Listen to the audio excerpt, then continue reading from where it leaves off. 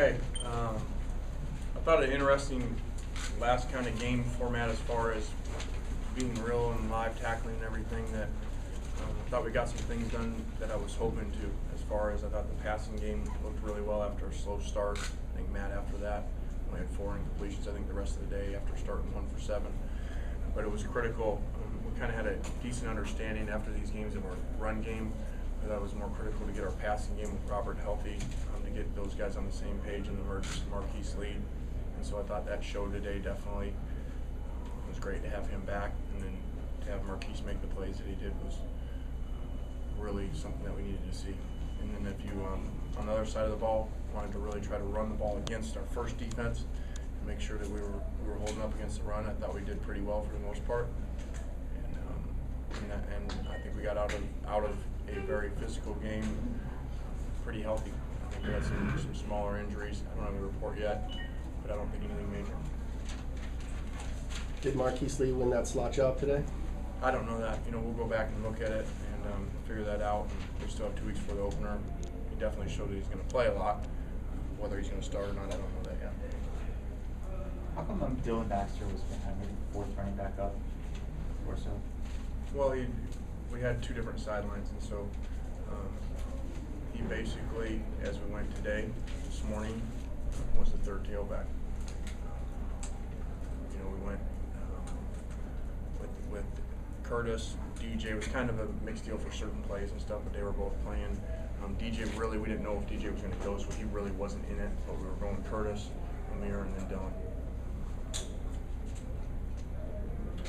How come Marquise Simmons started today?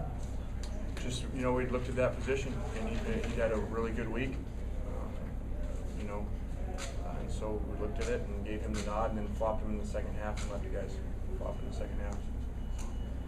How much, you said obviously that the performance today would determine a lot of who ended up starting.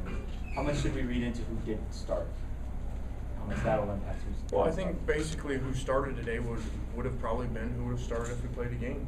And so if we were playing a game this morning, prior to the information we have now after a 3-hour game, that's probably the direction we would have went. Now, there are some spots, like the guards, like Marquise and Dion, where we flopped them. The other safety spot, where at halftime then we flopped those guys. So just because guys got 1 reps versus 2 reps in the first half, they flopped in the second half, a number of those spots. So there's some that were still very close, so they got equal opportunities. As sharp as the passing game looked at the time, are you concerned at all? You guys gave up some long pass plays in the secondary. Yeah, it's hard to. These are always hard to judge because you can't really win, you can't really lose, and so when you're making big plays on one side, the downside is the other side. The hopeful thing is that the majority of the big pass plays were by the one offense versus the 2 defense, and so you still don't want that to happen defensively, but at least it was not the one defense giving up a bunch of big plays. What did you think of Max and Cody? Well, I thought that they had a tough job today because until we took Matt out late, they were going with the 2s against the 1 defense the whole day, and so obviously that puts them in a difficult situation. The protection's not going to be good versus a very good defensive line, and versus the defense we hope is going to be really good. So I thought they were okay and made some plays. And, it's a little harder to judge because of that. Especially without seeing the film. What really happened. The guys getting open and down the line receivers in there with them. The fact that Max went first today, just like a coin flip, that has to be one or the other. Yeah, it didn't matter. How would you assess Matt's progression this fall? He ended up going 1 pick today. Just overall how he is now compared to where he was starting camp? Well, I think he just continues to move along, plugs along and continues to develop his game. And I just hope these pieces that we're seeing work a little bit here, stay healthy for him, and so we can do some good things around him. Because I think if we do, I think he could have a pretty special year. That'll be obviously up to him playing well, but also up to us playing well around him. Do you feel then Curtis is pretty established as the starting tailback right now? No, just because here's another. He came out again, and so it's nothing against his toughness at all. He's tough as can be, but we'll still look at this thing and over the next 2 weeks figure it out. Because the one downside he has right now is almost every time we get in an attacking format, he gets banged up. Is it the knee again? He came out today. I can't even remember what he came out with. He came out and he went back in. Does today kind of reiterate how important Robert is to this offense? I think it shows it a lot. You know, I think that the feeling when he hadn't been here in games before, you could feel the need for speed out there. I thought we looked faster today, which, you know, with him being out there, and then the emergence of Marquise, you know, it really, I think it makes us look different. What did you think of the play where Marquise made that catch on a slant and then TJ hit him really hard, but Marquise, you know, held on to the ball and so forth? Yeah, scary moment. That was a big time collision hit. Not too many guys get up, especially that quick, and stay in. You could see his mindset go. Obviously, he was banged up, but what you watch there, majority of guys right there after they finally get up, go to the sidelines. He tried to go right back to the huddle, and so I think that shows you what we got there. You know, he reminds me of, you know, Robert last year. It was the same mindset Robert had. What did you think of your middle linebacker play? Did you get a sense of enough? Too hard to judge. You know, because of that we're always on offense in this game. It's not like a normal game where I can watch the defense very much. I don't know enough to assess that till I see the film. I know Lamar looked good on a couple of hits though. I did see that. How's the battle for number 2 wide receiver? Is Carrs kind of separating himself from the pack, or? Well, he had, you know, but then I think today, you know, obviously Marquise, you know, is making a run for that, you know, with the way that he's playing, and you know, Carrs had a couple of chances to make some plays early and wasn't able to come up with them, so it's definitely narrowed. You know, how close, I don't know. We'll figure that out. Were you surprised by how many drops there were today? Early on, yeah, you know, to start 1 for 7 with a couple drops there, just plays that could have been made.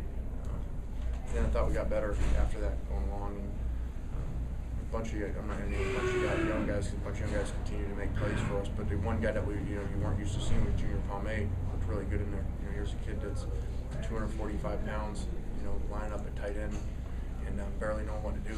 You know, having not been here very long and never played that position, and making plays has been pretty unique. Does that give Carrs an advantage, the fact that there's so many young guys around him? Do you want an older guy to be somewhere in the mix up there? Yeah, you'd like to, but at the same time, you know, we pride ourselves on playing the best players, you know, regardless of age, and so you'd like those to be older guys because they have more experience and more maturity. But you know, we're going to, just like we did last year, we put Robert ahead of a lot of older guys last year and started them right off the bat. Are you able to do different things if you have Robert and Marquise together? Is that something that maybe can change the look of the offense a little bit? Well, I think it would be more similar to last year. You know, last year we didn't have, for the first year, counting years before when I was here, you know, we didn't have a big guy for the first year necessarily that was starting. You know, David gave us some things at times, but the big X. And so we were trying to get that figured out, but now we're really kind of, you know, we're kind of where we were a year ago with Robert and Rojo, 2 fast, middle-sized receivers, and now we're kind of getting into that with Carswell and Marquise. So the downside is we don't have the big guy, but the upside is we're faster when we play those guys. Is Marquise almost like a big, mid-sized guy, though? I mean, he's playing kind of big. He's playing very big, very physical. Some of the Sarah guys were just up here this week talking about how much he looks different. You know, he looks different. Remember, this is a guy who's never had a break. You know, he's never really lifted weights, really.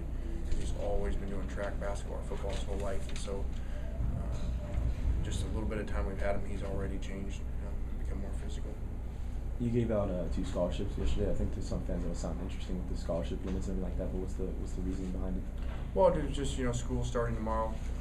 We had an opportunity to do something pretty special, and so last night in the team meeting we were able to do that for Robbie Boyer and Will Andrew, and those guys are very deserving. There's others too that are deserving. Can't give them to everybody, and so you know, we're proud of those guys. And it's really neat when you see those things happen because you see the team's reaction. You know, these guys, you know, they work just as hard as the scholarship guys the whole time that they've been here. Now all of a sudden they get to have the benefit. So it's pretty neat. How do you approach this next week? Do you start to work on Minnesota stuff, or is it still sort of a camp mode? How do you approach it? Yeah, a little bit of both. We'll lean more towards Minnesota, but we'll still have some of the camp format in there, so it's not all Minnesota, you know, because you can overwhelm them by doing 2 straight weeks of one team. But we are going to start moving that direction because we don't help the problem with this conference and really college football now is our offense didn't help our defense very much. They go against us all the time, and we run a normal offense, and everybody else runs these other offenses. So more than ever, we have to start moving towards the service teams and other offenses, because our defense really suffers by it. Our defense wastes a lot of camp time. You know, they fit all these runs and all these things that we do, and then everybody else just comes in here and spreads you out. So we've got to move that direction. How do you talk about defense? How was your tackling? How much better are you tackling, do you think? I don't know. I feel like we're better, you know, but until the real game happens and those big spaces happen where they get people out in open field, that's when we'll really know. And I feel better, but we'll see. Did you want the tailback battle settled by today, or do you like having the guys compete all the way up till game day? We'd always like to have things settled. You know, we'd like somebody to distance themselves.